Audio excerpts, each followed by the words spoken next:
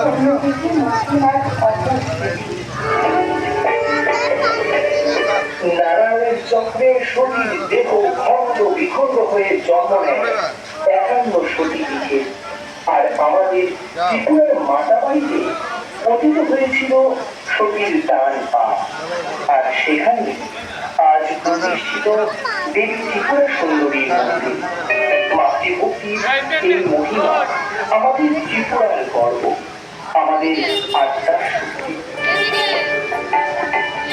প্রিয় দর্শনার্থীরা, এবারের শারদোৎসব আমাদের কাছে শুধু আনন্দ নয়, এ এক মহা মিলন মেলা, এক মহা একতার উৎসব।